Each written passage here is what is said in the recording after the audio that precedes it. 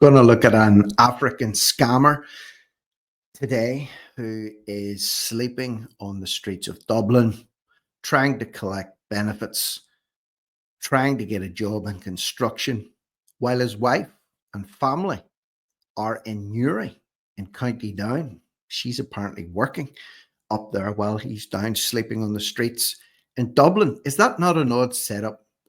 Is that not a strange setup? Imagine just for a minute you're relocating to another country with your wife and your family. You want to make a better life and you arrive there and you tell your wife, I tell you what, let's split up. Let's split up. You head up to the north. I stay down in the south. I sleep on the streets and collect benefits. You do some work up there, earn some money, and probably collect benefits too, because if you're on a single wage in Newry, it's probably highly unlikely that you're going to be able to afford rent or to pay your way and feed your family on a single carers or health workers allowance, unless of course she's being fabulously well paid. Maybe she's a chief executive of her own business, in which case the husband, he's just chilling out on the streets of Dublin, sleeping rough. So we're going to get this straight from the horse's mouth. Don't take my word for it. This guy spills his beans out here. And for the original video, and I'll link through to the page, check the description box underneath this video. The account name is Tinker, and they're based off of TikTok and do a lot of these cycling around Dublin type clips where they stop and talk to people and extract some valuable information, I would say, from the people that they encounter. So without any further ado, let's hear this African man telling his strategy really for being in Ireland. Sorry?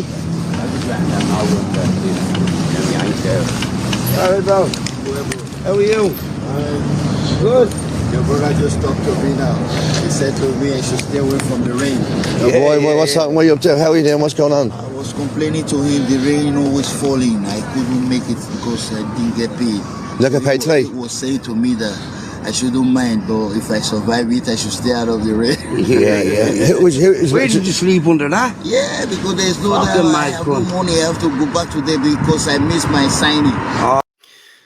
So he missed the signing on. He missed the signing in Dublin, and he's had to hang around for a while, and he's complaining because he's sleeping outside in the rain, maybe scrambled under that little makeshift shelter that he's sitting on, or a bench. But of course he has a wife, most likely in a house not too far away from where he's sleeping rough in the streets. But he has to sign on and get his benefits, and it's not exactly African weather here in Ireland, which must be a real shocker.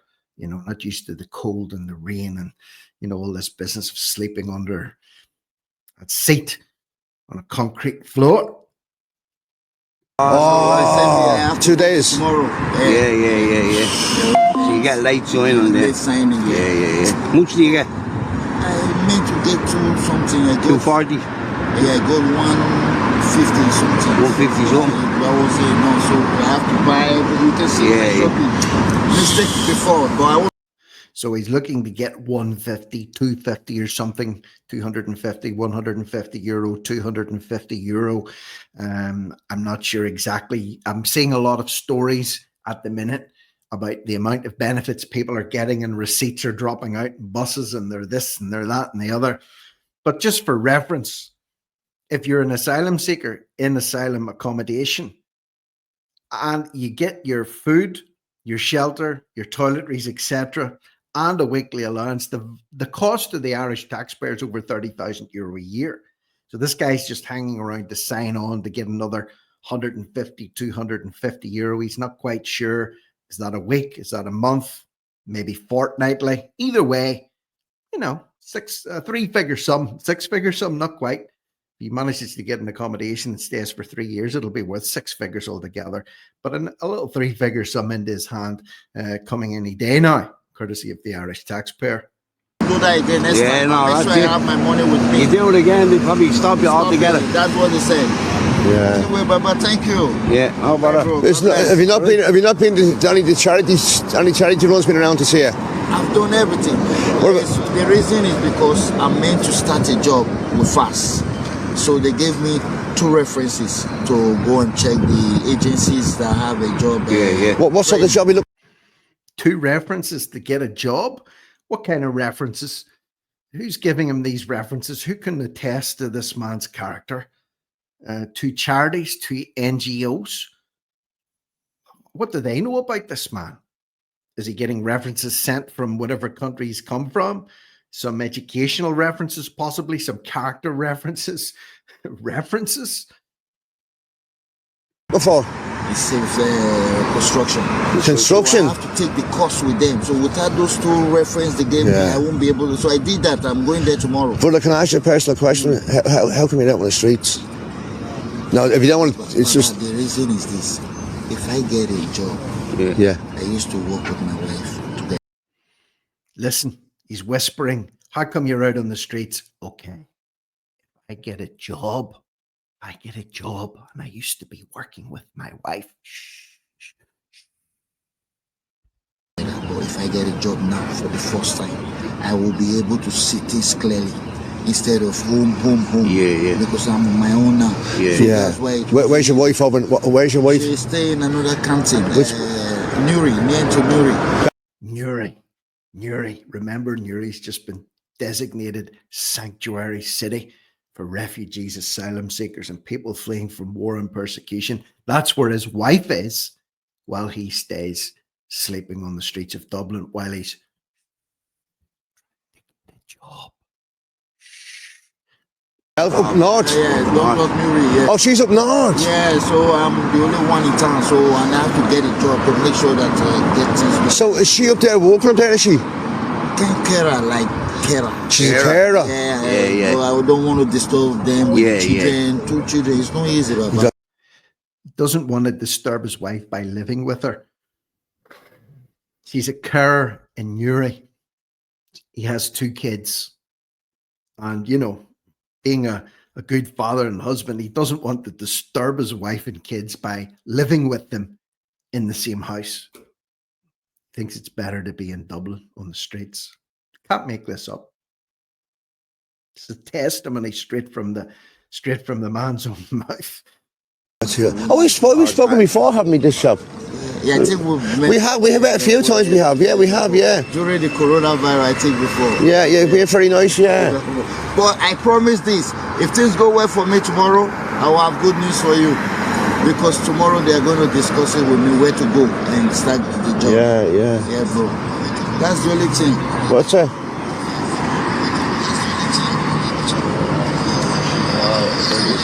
What? No, that's your from window. Yeah.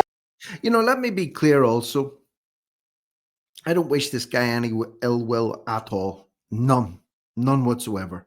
Don't wish him any ill will at all.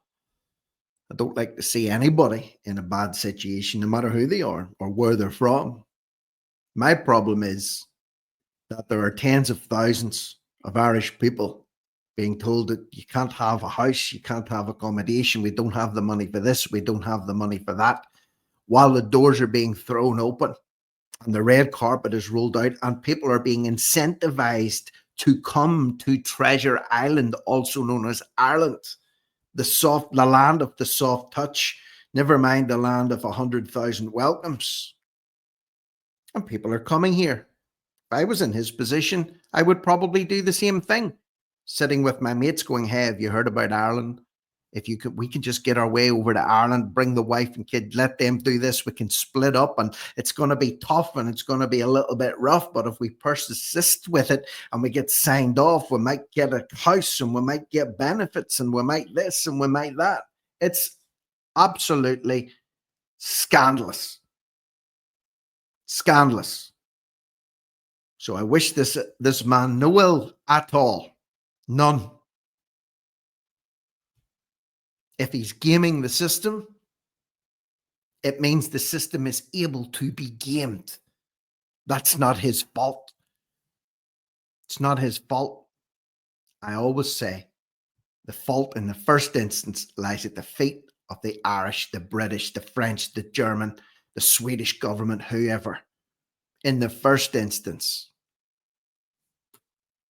I'm just sick to the back teeth of this happening constantly. It's getting worse.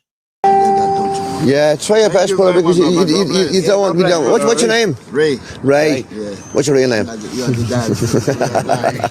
dad. Ray. That's a good African name, Raymond. Anyway, I make sure I be careful. Has Black Paddy not been down to help you? You heard of Black Paddy? Yeah, Paddy. Have you seen him?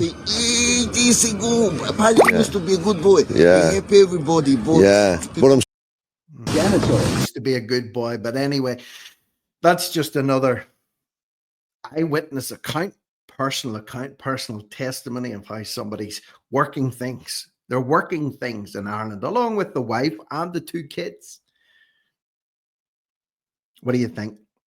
Leave me your comments below and share this. Listen, people need to know what's happening. Feel free to share this content, cut and paste the link, drop it into Facebook groups, drop it into a WhatsApp group, send it out on an email list, send it as do whatever you need to do. Stick it up on your own social media page if you want. Feel free.